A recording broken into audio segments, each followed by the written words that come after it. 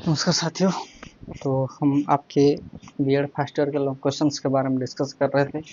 PE3 learning and teaching उस paper को देख रहे थे और उसका सबसे पहला question meaning, nature and dimension of learning. पहला क्वेश्चन मीनिंग देख लिया हमने, नेचर को भी देख लिया, उसके प्रिंसिपल्स को भी देख लिया। आज हम देखेंगे डायमेंशन ऑफ लर्निंग। ओके, थोड़ा सा अच्छे से समझिए इसको, ईजी है ना, लेकिन थोड़ा सा रिटर्न करना पड़ता है।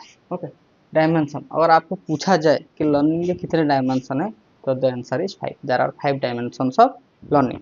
Attitude and perception, second one is acquire integrated knowledge, number 3 extend and refine knowledge, number 4 use of knowledge and number 5 is habit of mind. Okay, मतलब क्या, किस तरीके से कोई बच्चा सीख सकता है, लर्न कर सकता है ना, दैट्स द डायमेंशन। एक एक करके समझते हैं। सबसे पहला है एटीट्यूड एंड परसेप्शन। ओके, अगर आपको सीखने हैं तो आपके अंदर वो सीखने की चाह होनी चाहिए, है ना। समझ में आया? जैसे कि फॉर एग्जांपल कोई कोई बच्चे होते हैं जो कि लाइब्रेरी में बैठते हैं लेकिन पढ़ते नहीं, बोलते हैं अरे मेरा मन नहीं लग रहा। उनको घर में मन नहीं लगता, लाइब्रेरी में मन नहीं लगता। लेकिन कुछ बच्चे ऐसे होते हैं जो कि शोर शराबे में अपना पढ़ाई कर लेते हैं। मतलब आपके अंदर वो एटीट्यूड होना चाहिए पढ़ने का, है ना। बस आएंगे देखेंगे अरे ये कमरा अच्छा नहीं, मैं यहाँ नहीं रह सकता, मैं यहाँ नहीं पढ़ सकता। बहुत सारे लोग बहुत ही ये जगह में जो कि जहाँ पे सोना भी आपको लेने अच्छा नहीं, अच्छे से नहीं हो सकता है, वहाँ पे रह के भी पढ़ाई करते हैं। तो आपके अंदर वो होना चाहिए पढ़ने के लिए, है ना। So number one, attitude and perception. Attitude and perception affect student ability to learn. Okay, आपका एटीट्यूड कैसा है, आपका परसेप्शन कैसा है ना। परसेप्शन मतलब आप किस किस सोच कैसे, जैसे कि कोई चीज घटी, है ना। मतलब मान के चलिए कि आपको सुबह नाश्ता नहीं मिला, हाँ सही है। कुछ कुछ बच्चे होते हैं हमको सुबह से नाश्ता नहीं मिला बोल के पूरा दिन खराब कर लेते हैं, है ना। कुछ को बता रहे हैं कोई बात नहीं, चलो पढ़ लेते हैं और लंच में मैनेज कर लेंगे। ओके, कल और कुछ एडजस्ट कर सकते हैं तो कर लेंगे। वही चीज़ है, कोई कोई जाके हॉस्टल में मार झगड़ रहे थे क्योंकि हमको खाना नहीं मिला, ये सारी चीज़ें। Okay, attitude and perception affect student ability to learn. For example, if students view a classroom as unsafe and disordinary, the place, they will likely learn little there. Okay, अगर कोई बच्चे को ऐसा लगे कि उसका क्लासरूम तो अनसेफ है, दैट इज डिसऑर्डिनरी, मेरे को ये अच्छा नहीं लग रहा, तो जो उसका जो अगर ऐसा एटीट्यूड होगा तो आप वहाँ पे सीख नहीं सकते। You have to little, just little learn. Okay, बहुत ही कम सीखोगे वहाँ से। Okay, similarly if they have negative attitude towards classroom task, अगर बच्चे के अंदर क्लासरूम के जो टास्क दे रहे हैं, जो होमवर्क दे रहे हैं, उनके अंदर अगर आपका नेगेटिव एटीट्यूड है, मतलब आप उसमें एफर्ट नहीं देंगे उस काम के लिए और करेंगे भी नहीं अच्छे से, so they will put little effort to that task. Okay, पहला dimension attitude and perception. Okay, सही है। कोई कोई होते हैं कहीं पे भी पढ़ लेते हैं, मतलब क्या उसके अंदर एटीट्यूड, मेरे को पढ़ना है भाई, कुछ भी हो, खाना हो या ना हो, गर्मी हो सर्दी हो, है ना, आपको पढ़ना है, पढ़ो, आपको पढ़ना है। सही है। थोड़ा सा अगर गर्मी लग रही है और आप वो मेरे तो गर्मी हो रही है, ऐसे मैं रह नहीं सकता, अगर ऐसा भाव है तो आप आगे नहीं बढ़ सकते। ओके, सही है। And you have to pain, you have to sustain pain for growth, you have to sustain pain for learning. Okay, और कहा जाता है कि एक विद्यार्थी का श्रृंगार जो होता है वो उसका पसीना होता है ना। एक विद्यार्थी का श्रृंगार जो होता है उसका पसीना होता है। तो अगर आप पसीने में भीग रहे हैं तो मान के चलिए कि आप मेहनत कर रहे हैं और आगे बढ़ रहे हैं, आप लर्न कर रहे हैं चीज। ओके, ठीक है। So hope you all have the positive attitude towards your stories. Next, dimension 2, acquire and integrated knowledge. Okay, और लर्निंग का मतलब आप धीरे धीरे नई चीजें सीखते आ रहे हैं। ओके, बहुत डीप लेवल में सीख रहे हैं। जैसे फॉर एग्जांपल जब आप क्लास 10th में थे, ओके, बायोलॉजी पढ़ाया जाता है, तो उसमें से एक प्रोसेस होता है ग्लाइकोलिसिस, मतलब ग्लूकोज का ब्रेकिंग डाउन करके वहां से एनर्जी का पाना। ओके, तो हम सिर्फ एक लाइन में टीचर पढ़ा देते हैं कि ग्लाइकोलिसिस प्रोसेस से हमको एनर्जी मिलती है फ्रॉम ग्लूकोज। ये क्लास 10th का मान के चलिए। प्लस 2 में आपको पूरा पढ़ाया जाता है कितने रिएक्शन, 10 रिएक्शन होते हैं, ये एंजाइम होते हैं, यहाँ से ये टीपी आता है और ये इतना सारा ये पढ़ाया जाता है प्लस 2 में। ग्रेजुएशन लेवल में थोड़ा सा डीप वहाँ पे आपको उससे रिलेटेड उसका रिलेशन बीटा ऑक्सीडेशन में क्या है, क्रेब साइकिल में क्या है ना, पेंटोस फॉस्फेट पाथवे में, इन सब को पढ़ाया जाता है। और अगर उससे भी अगर आप हायर लेवल जाएंगे तो आपको पूरा रिएक्शन मैकेनिज्म पढ़ाया जाता है, किस तरीके से ये रिएक्शन हो रहा है ना। सो मतलब क्या, धीरे धीरे आपका नॉलेज में इंटीग्रेशन हो रहा है ना, आपका नॉलेज डेवलप हो रहा है, एनहांस हो रहा है, और आपने प्रीवियस नॉलेज को एक्सटेंड करके न्यू नॉलेज को आप अपने पास रहे, that's the meaning of acquire. हम हासिल करते हैं इंटीग्रेट नॉलेज, और अपने नॉलेज में इंटीग्रेट मिला के उसको एनहांस करते हैं।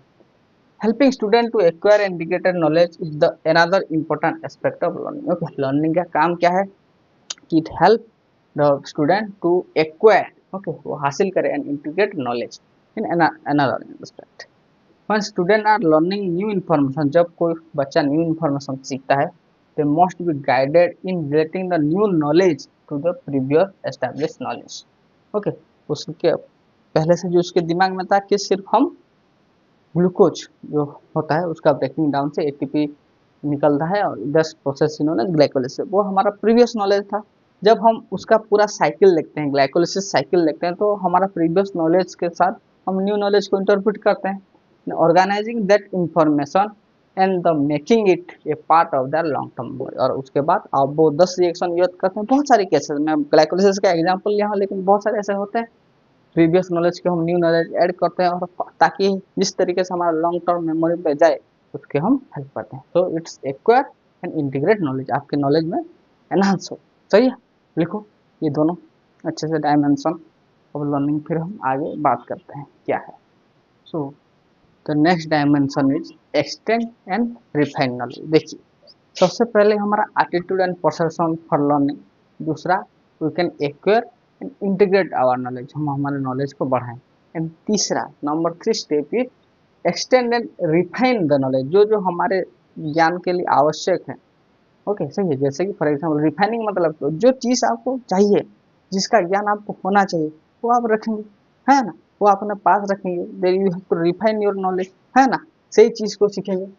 Learning does not stop with acquiring and integration of knowledge. फिर लर्निंग इसमें से स्टॉप नहीं हो जाता कि सिर्फ हम लर्न एक्वायर करें और इंटीग्रेट करें, नहीं।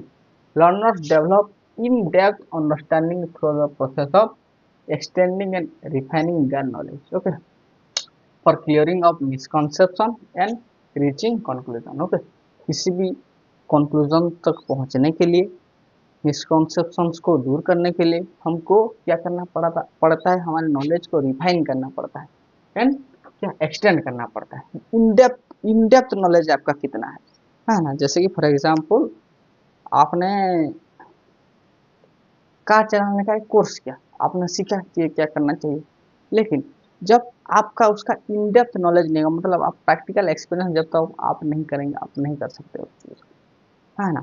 यूपीएससी का सिलेबस सबके पास सेम है, सब रिसोर्स हैं, पढ़ रहे हैं, लेकिन जब तक आपके दिमाग में वो इन डेप्थ नॉलेज नहीं आएगा, है ना, पढ़ पढ़ के आप हैबिटेट नहीं हो जाएंगे, आपका जो नॉलेज आपने एक्वायर किया इंटीग्रेट, बट उसको अगर आप रिफाइन नहीं कर सके, है ना, ओके, एक्सटेंड नहीं कर सके, तो आप आईएएस का एग्जाम कभी क्लियर नहीं कर सकते। सही है, तो it's the meaning of learning. Okay, पहले हमने हमारा एटीट्यूड डेवलप हो, दूसरा dimension we are acquire and integrate our knowledge, तीसरा है we have to refine, okay, we have to refine and extend our knowledge. सही है, to reaching the conclusion and clearing of the misconception. Hope you understand this.